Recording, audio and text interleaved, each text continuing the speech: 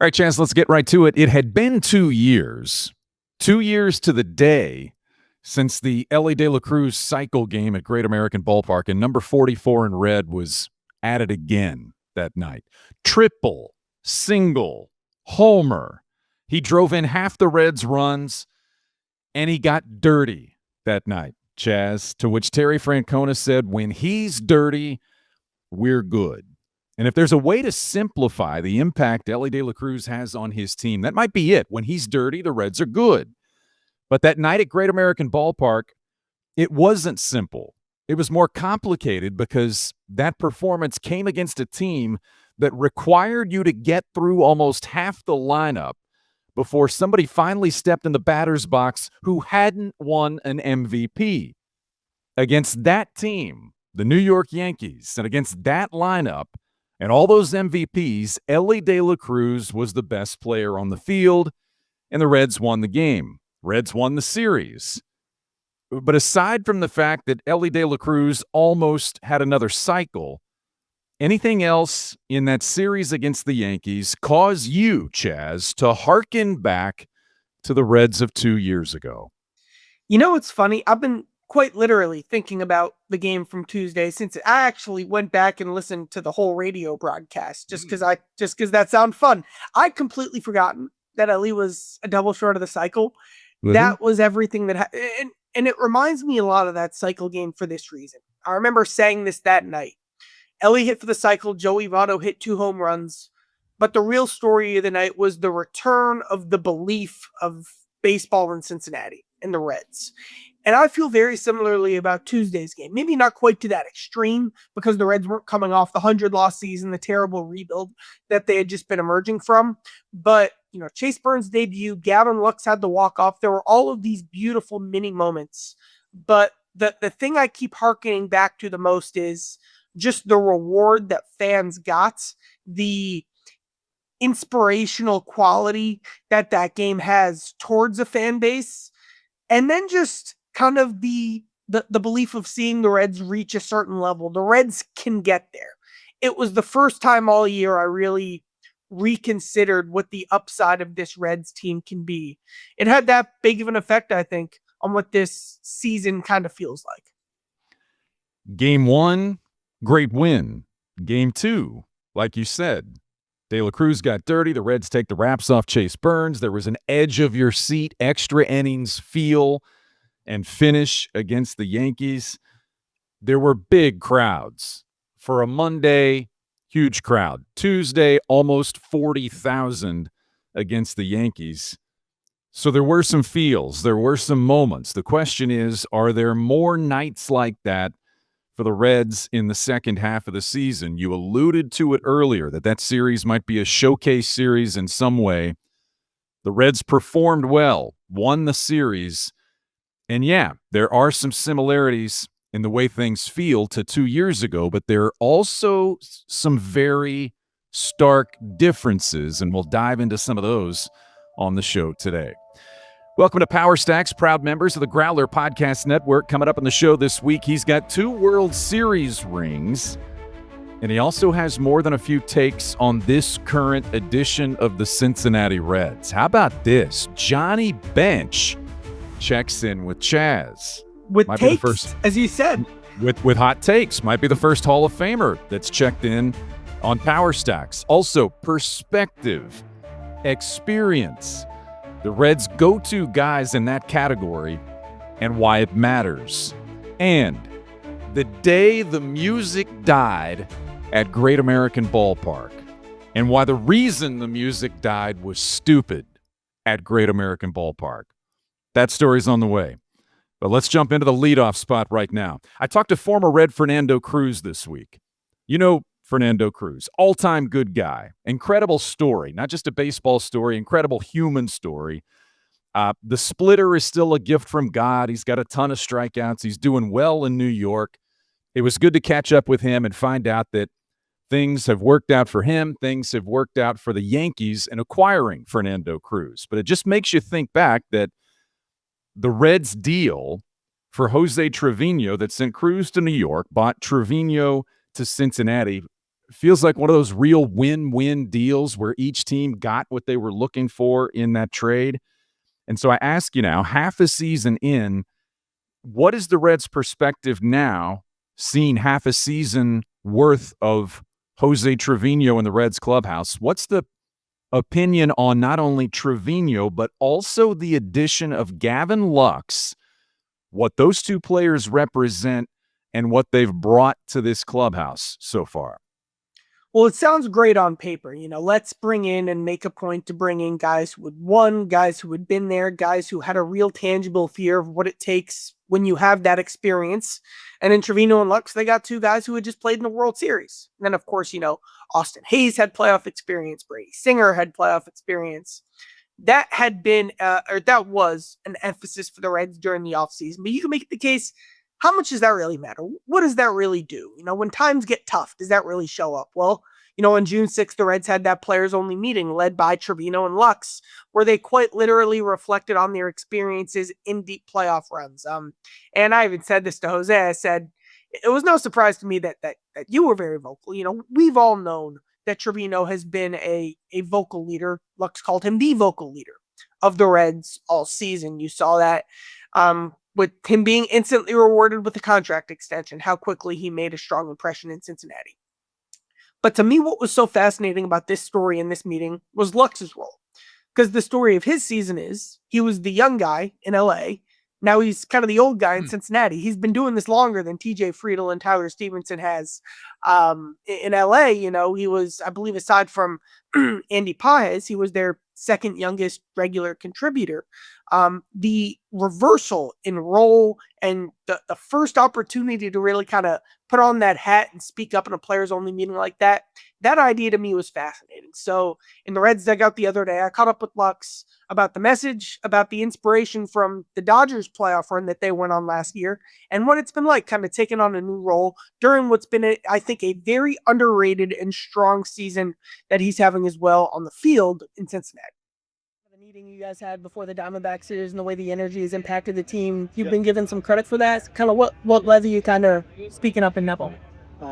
Yeah, I mean, it just felt like our energy inside the dugout, energy is contagious, and it just felt like for a while there, everyone was pressing, and we were struggling to score runs, and as soon as we went down early, we had a hard time coming back, and I think I felt it. I know everyone probably felt it, but it was our dugout, everybody started to kind of look inwards and sit on the iPads and just look at their swings over and over. And I think, just talking to some guys, it's let's talk about this and let's get on the top step for each other. Let's watch the game and see what the pitcher's doing instead of being so focused on ourselves. And 1 through 9, let's be in every pitch together and, full for each other. And then let's make this a street fight. We go down early, let's battle our ass off and try to make a comeback. And I think a lot of it was just having good energy in the dugout and letting it translate onto the field. It is contagious.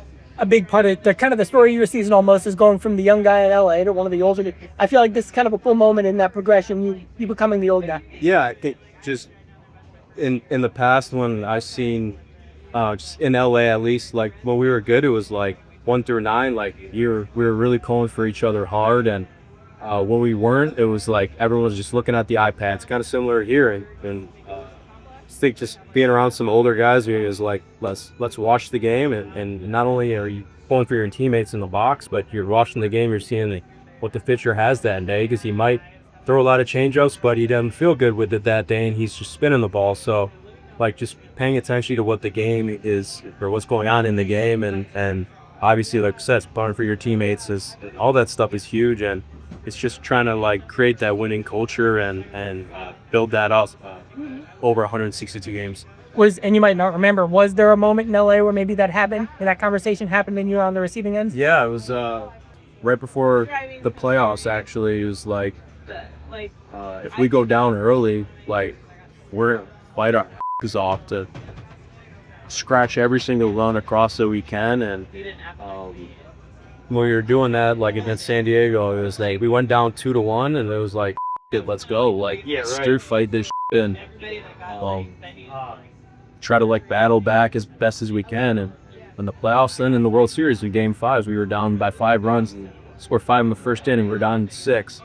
Came back in the world. You're like, just battle your ass off every pitch and 1 through 13 actually. Like let's be in it in every pitch together. Like you take a really nasty pitch, 2 strikes. Like everyone in the dugout should be like, yeah, like let's go. And I think just it rubs off on everyone and positive energy is contagious, just like hitting's contagious. So I think just stuff like that helps. And I think Trevino had some good points in it too. As he's been on some winning teams as well. And I think all that, the little things like that, it all matters. Trevino didn't want to go into as much just the content of the players only meeting as much as Lux did, but then Trevino had a very passionate answer about Gavin Lux, the person, and what he's bringing to this team. Trevino said Gavin has every right to speak up and say what he needs to say. He has been there. He's done it. I saw it firsthand in the World Series. Trevino said he's doing an unbelievable job. He brings it every single day. And then he repeated every single day. Gavin's ready to go out there when the first pitch is thrown. And, Gavin was talking to me in the club or in the dugout that day. It was more like the 95-degree days, I believe you would say sweltering heat. Batting practice was optional. There wasn't much work going on the field. Gavin Lux, his defense in the outfield, it's new. It's room to improve. He had just gone through a long outfield workout with Colin Cowgill, working on specific details and approach and that kind of stuff, making plays in the outfield. He had just gone through an intense workout on a 95-degree day. He was literally, in his own words, dripping in sweat as we did that interview. And he was, put in a little extra work that day. And that kind of stuff matters. There's something to that. And that's definitely going recognized around the team.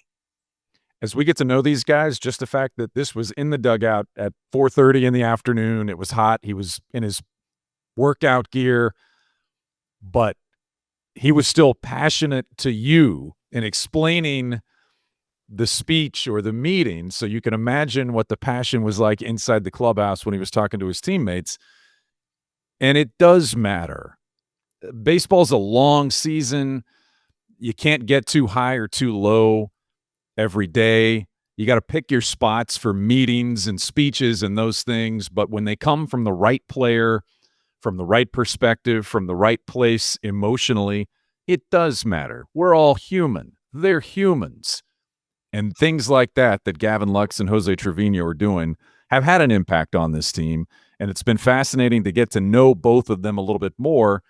And we've learned more and more about just kind of what kind of a barometer in some ways I think Trevino, I've talked to him more than Lux, has become for this group. And we're going to hear from Trevino later in the show.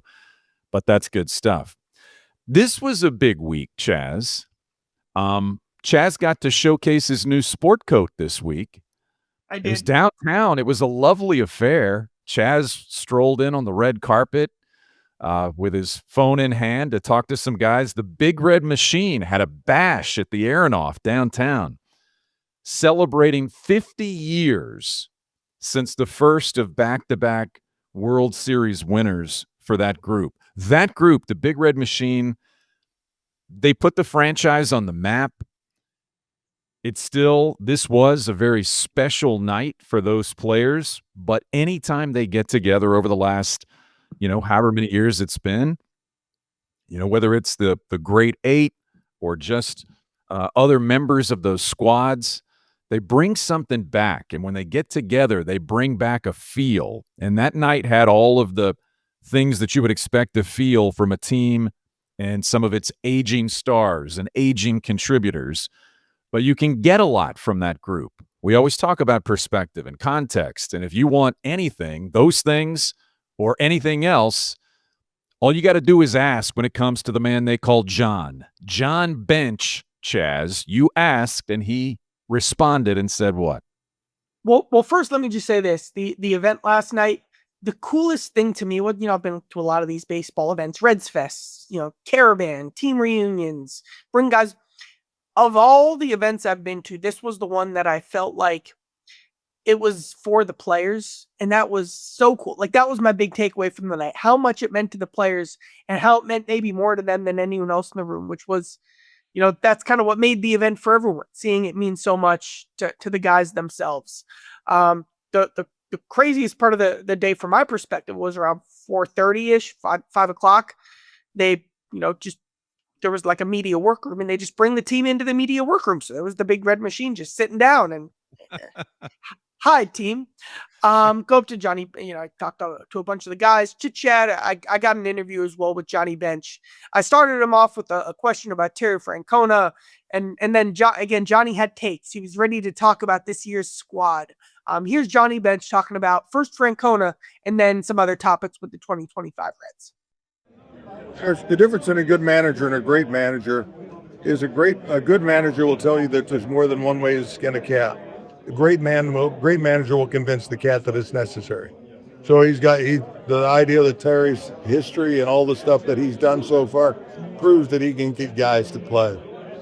And you only can do what you're dealt with. I mean, the pitching staff now is looking good. Here goes Ring. The Burns comes up. You got to fill in. Then you got Lodolo. You got guys that can pitch. And I mean, I'm a watcher. I follow them. I do it. My son works down there. He sees stuff. We talk about it. We report back. It's just he's proven. He's proven. And the thing that is that he still is, and you can see the blend that he's putting in the lineup, where they are in their positions. He knows what the hell he's doing. I don't try to micromanage. He give me a job to come and talk to him, fine. I'm not going to take the job. He's just fine. He's a Hall of Fame manager. He's going to do the job, and he's going to work with what he's got. Hell, we're over 500. So, I love that. Just the idea. Because if these kids believe, and he's got some skill players. He's got some positions. He's got some guys that can play. And the pitching has done it. You take away like the 6 games shut out, 1-0 or something. Well, hell, all of a sudden, instead of 40 and 38, we're now 46 and 32. That's a hell of a lot of difference. And that's what guys learn as they go and where you put them, who drives in the runs, who makes the difference in the RBI. And if the game's on the line, if somebody's on base, your job is to get them in. I don't care. RBIs are the most important thing in all of baseball. And there's got some guys that can fill those positions down. I love it. What do you think, Ellie, in this season in particular? Okay, he's a driver run-ins. He's the guy. He accepts his role. He knows the leadoff here. He's stole bases, so he stole bases. But I need him up there with men on base. I need him up there where he puts pressure on that pitcher. He's got it. He's now put him in a position where, hey, now we got some cooking numbers on the board. What does it show you that he's playing every single day, haven't taken a day off? Well, that's what we do. These guys that love the game, they don't ask for it. They don't want off. They love it. It's their life. That's the difference in guys. I got an ache today. I can't play. Well, he does it. You're not going to hear that from him. He's going to want to play. Some good passion there from Johnny Bench. You always get that from Johnny Bench. You get that and then some from Johnny Bench.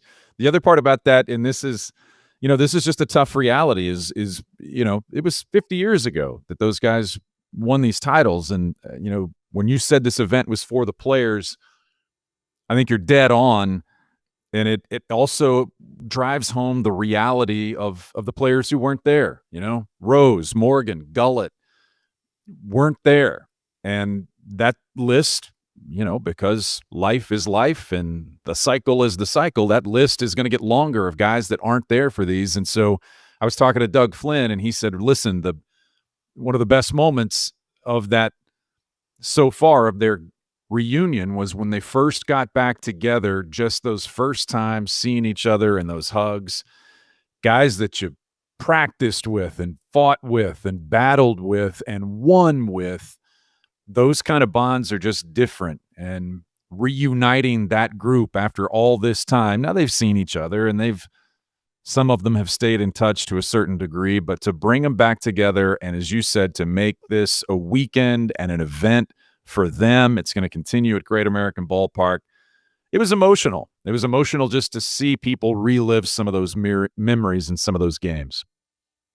I thought, a big part of it too is Marty Brennaman, and A line that stuck with me was him saying that, like, one of the most important thing that's happened in my life was that I'm associated with the Big Red Machine. And I don't know, that was just an interesting little life thing in terms of how, like, the experiences around us and maybe things we don't control can lead to some of the most exciting opportunities that you have. Like that, as a reporter, not a player, that was a line that stuck with me as well. Just a great night at the Aronoff Center. Words to live by. All right. Let's get to Tito's take. Since Bench brought up Terry Francona, let's go right to Tito's take. And aside from Ely De La Cruz being dirty means we're good, that was one takeaway. There were more takeaways. Tito had some takes recently, and a lot of them were about Ely De La Cruz. A lot of the questions were about handling Ely De La Cruz and the balance that comes with managing a superstar player who's still young and inexperienced, and how you manage the ups and downs. With Ely De La Cruz, there are way, way more ups, and the downs are minimal.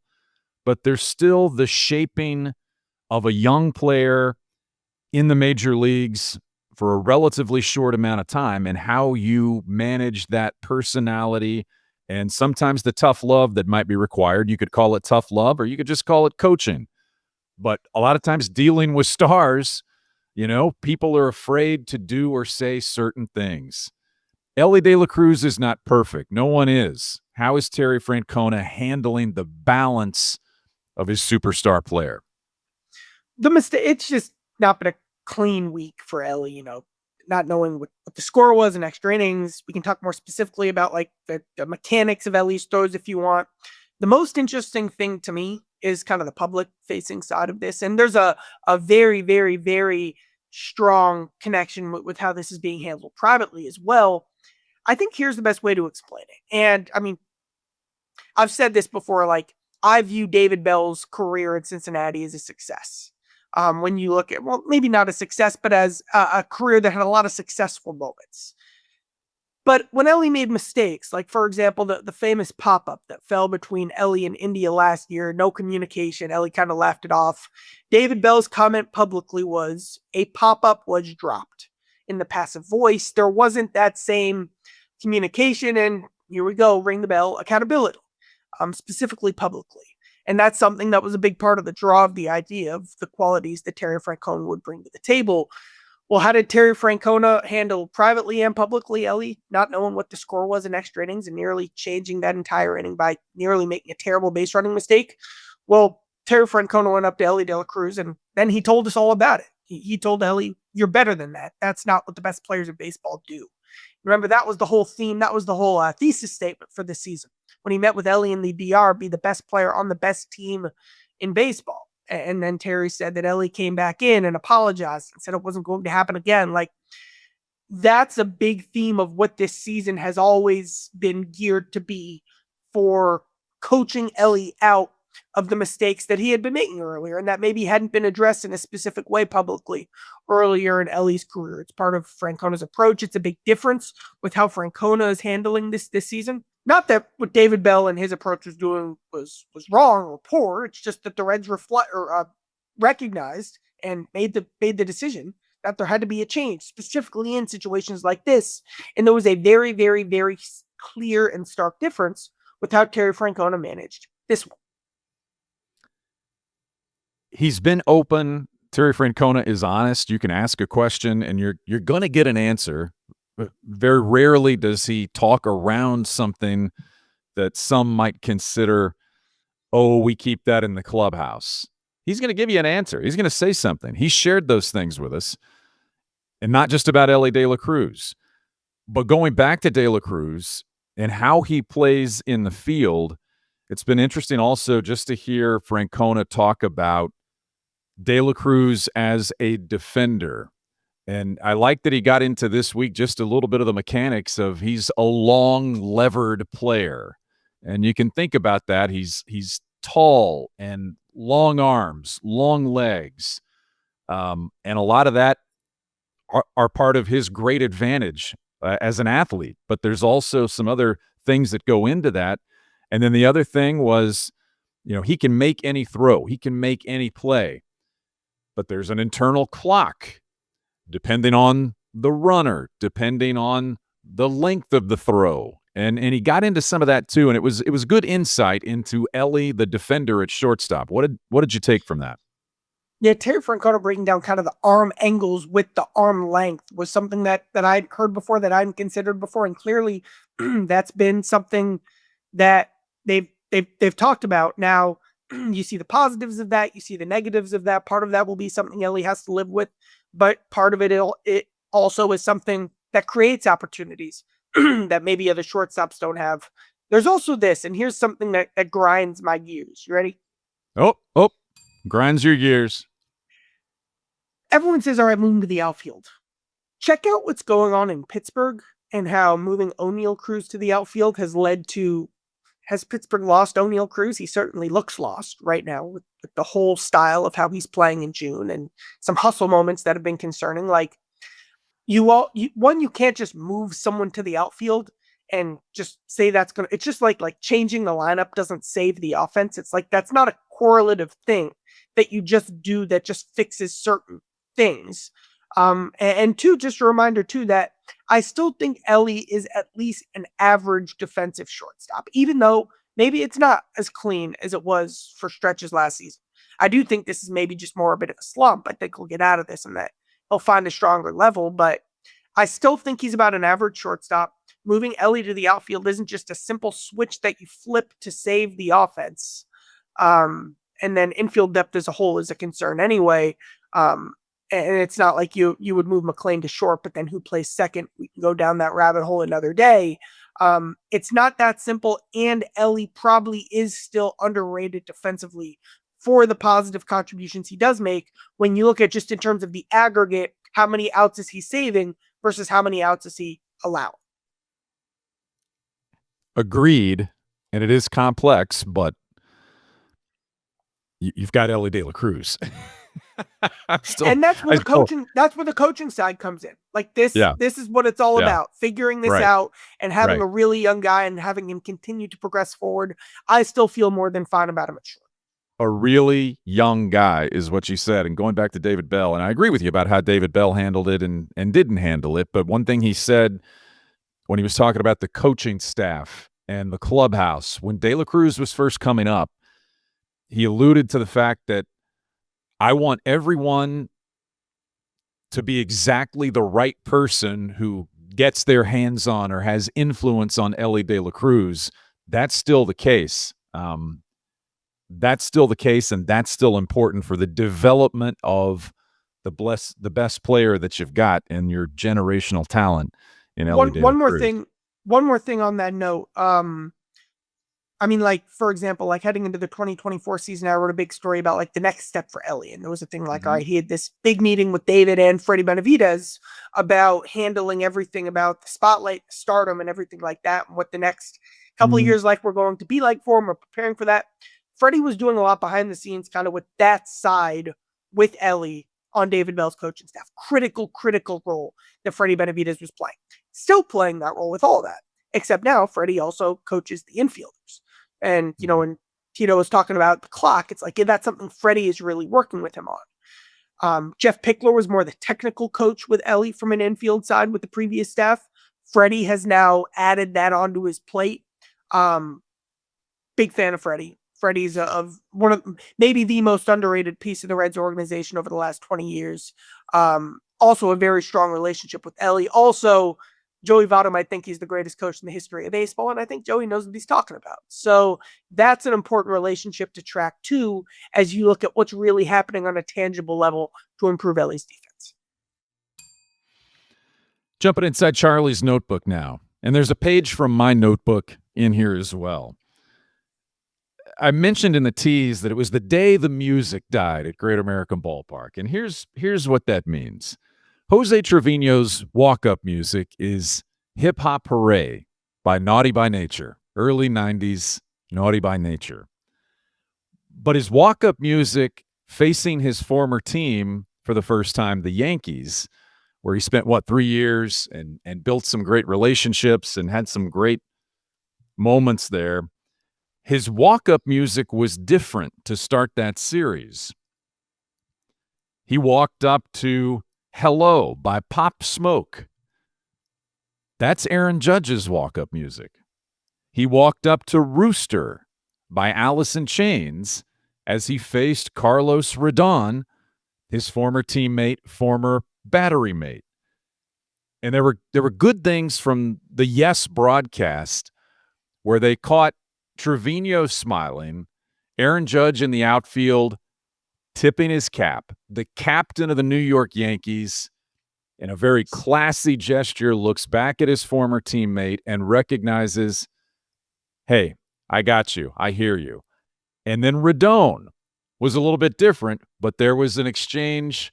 Eye contact was made between Rodon and Trevino. And I saw this, and I thought this was the coolest thing ever. This was classy. This was Jose Trevino's tip of the cap to his former teammates. Hey, I remember you, and I'm recognizing you in this way. By the time the second or third game of that series rolled around, Trevino had changed his mind and said he wasn't going to do that anymore. And we'll get into that in a minute. But first, here's the question of what about your walk-up music and this idea and how you intended it? Here's Trevino on that. I'm not going to do it tonight, by the way, because I think too many people think I'm making fun of them. I'm not making fun of them. I respect the heck out of those guys. But I think people are starting to think that I'm kind of like trolling them. I'm not trying to do that. No. I respect all those guys. I had a plan tonight to do a few of them, a few more, but I don't know if I'm gonna pull through with it. I think we took it as a tip of the cap. Yeah. And that's what you intended, right? Yeah. I mean, those guys had big impact on, my career in New York, Carlos, being able to catch Carlos, who I've known for a while. And then obviously the captain, just recognizing what he did for me as a player. I know you were close enough to Carlos to be able to see his reaction. Could you see Judgy enough? I told Cap, I said, hey, just get a little listen. Let me know what you think about walkouts. So I got a new one coming up, and he's like, all right. And then I saw him right tip his hat, so it was cool. But I had a plan for tonight, but I don't know if I'm gonna do it. So here's a quick sample, just what Google brought me in terms of headlines after Jose Trevino did that with his music. Reds hitter savagely trolled Aaron Judge, Yankees pitcher, with special walk-up songs. Another one's Jose Trevino's walk-up songs take aim at Yankees teammates. So you can see and understand right away why Trevino decided to stop and was reluctant to do that. But to me, I was just thinking, that was really cool. Can we not see that for what it is? That didn't cause a problem. Now, the back and forth with Jazz Chisholm later in the series, there might have been a little bit more gamesmanship in that. But the songs and the tip of the cap, that was just, I thought that was all class on the part of Jose Trevino. I just can't believe that Aaron Boone threw him under the bus. That to me is one of the craziest media things that I've seen from a head coach manager. That to me was stunning. With the Jazz Chisholm thing. With the Jazz Chisholm thing. What did he say? He said it was Jose's fault that Jazz got ejected. I'm upset with Jose about that. Oh, I don't think Aaron Boone is really upset with Jose Trevino, and I think Jose Trevino enjoyed every bit of the Jazz Chisholm thing, and that's another element to Jose Trevino that I love about being in the Reds clubhouse right now. Who doesn't need that guy? Who doesn't need that guy that's not afraid to stir things up from time to time in the right way? And I thought that's what that was with Jazz Chisholm and Chisholm getting thrown out of the game. But the music thing, I thought, can we please just enjoy something that happened at the ballpark that was cool? Let's not suck the life and the fun out of every single game because we're not respecting the other team or respecting the game. That was total respect to Aaron Judge and his teammates in New York, and I loved every bit of it. So good for Jose Trevino. The Reds rotation coming out of the Yankees series, an off day, the addition of Chase Burns. Let me do a quick status check with you on the state of the Reds rotation. So I wrote about this over at Charlie's Chalkboard earlier this week. The Reds are playing their best baseball this season. The Reds rotation has not had its best month. And I've talked to a couple guys about this. Like, the next step for this team, the way for them to level up and really turn this stretch into a run is the starting rotation. So, like, all right, Andrew Abbott, round of applause. We'll see you in Atlanta at the All-Star game. Nick Martinez, very interesting spot. Was really hitting his stride, then had a couple bad outings. He kept talking about focus and mistake pitches and execution and the need to be more precise from a focus perspective. The plan with Nick and the idea is he actually then went to the bullpen for 2 games. That was by design. Nick had kind of been hoping to get that shot all year because he said that adrenaline really helps kind of things click back into place. So Nick feels optimistic. Now, again, it's got to translate. But Nick feels optimistic that the bullpen move helped him get back on track from a starter's perspective. Nick Lodolo hasn't had like that breakout frontline season that I expected. Lodolo feels very, very positive and optimistic as well about the season he's having. And I agree with it. I get it. Like, what's so cool to me about the season from Nick is what he's known as that snapping breaking ball. Like, that's his whole thing. That has not clicked at all this season. And aside from a start or two, like, he's still pitching it at a solid quality level. So if he can just make that one big adjustment, there's the opportunity for him to really take off. And then most importantly, Nick says he's healthy. He feels strong. He's able to work on stuff between starts. He feels optimistic about where he's at. Brady Singer is on his best run of the season. You know, the defense cost him the other day, but just the zip, the way the ball was coming out of his hand, these last couple outings in particular, I feel like he's gotten more comfortable. And then the last piece too is Chase Burns. So, you know, great debut. Good job, Chase. We will be talking more about Chase for the next 100 episodes of Power Stacks. Have you stopped beating yourself up about not hyping Chase Burns underselling enough? him? Are you over that yet? It's the take that should have been. Chase Burns, the most important thing I'm focusing on now, though, because we all know where he's at. I mean, he's ready to get out, but is the schedule. So the Reds are willing to, I've been told, pitch him on 4 days rest, but they're also going to be looking for ways to be more creative to make sure he's able to pitch through the entire season. Part of the reason why he only threw 81 pitches, why he hadn't been stretched out all the way in the minor leagues yet. So the Reds have off days each in the next 2 weeks, including, yesterday. So Burns will be able to go on 5 days rest to go Monday in Boston and Sunday in Philly. That last week before the All-Star break, I have flagged, do they pitch him on 4 days rest and then just get through the break?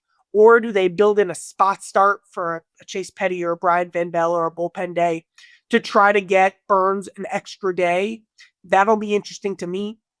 Here, Francona said, looking from a long-term perspective, they haven't mapped this out yet. They want to get to the All-Star break, and then they'll make their plans. Could they go to a 6-man rotation if, say, Hunter Green is ready after the All-Star break? That, to me, is very interesting, but that also has a ripple effect on your bullpen, especially because Burns isn't fully stretched out, and will Green be stretched out to throw 7 innings when he returns? So these are all moving pieces that will be very, very, these are the big decisions they'll have to make about how they look at this rotation. Hunter Green's a wild card. When does he return? When does he return? How much can he throw when he does? Will he get back to, how quickly could he get back to the same level where he was before?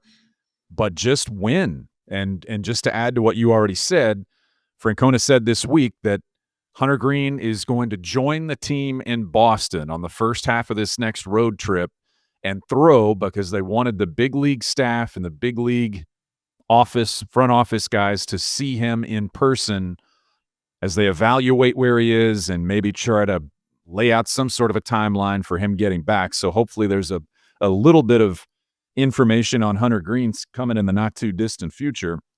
And then just the health of your staff. You get to the All-Star break, how's everybody doing? And what does it look like? But those are interesting questions. But Chase Burns, as they say, proposes or brings up a very good problem to have. How do you solve this problem? It's a good problem to have with Chase Burns, certainly based on his first start.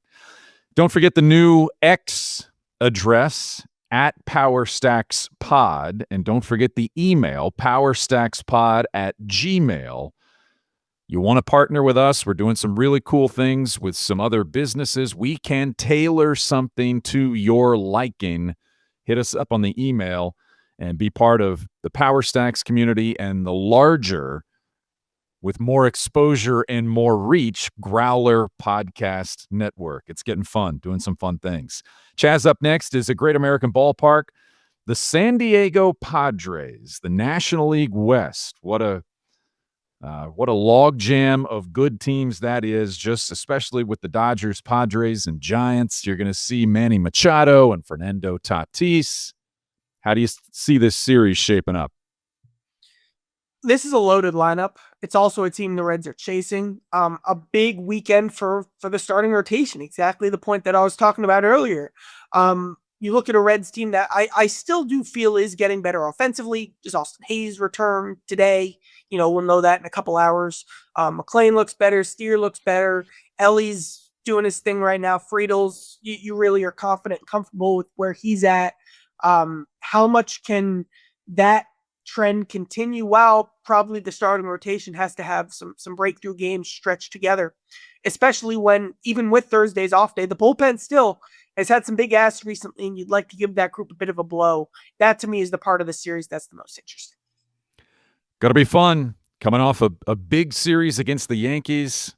Reds get the Padres, then hit the road for Boston and Philadelphia. And on that little blip on the horizon you can see right now in the not too distant future, that would be the All-Star break. Where will the Reds be when the All-Star break happens, and what will it look like coming out of that break in mid-July? Got to be fun. Thanks for checking out the show this week, and we'll see you next time. For producer Kent, Chaz, and the entire Growler podcast empire, thanks for enjoying Power Stacks. We'll see you. Take care.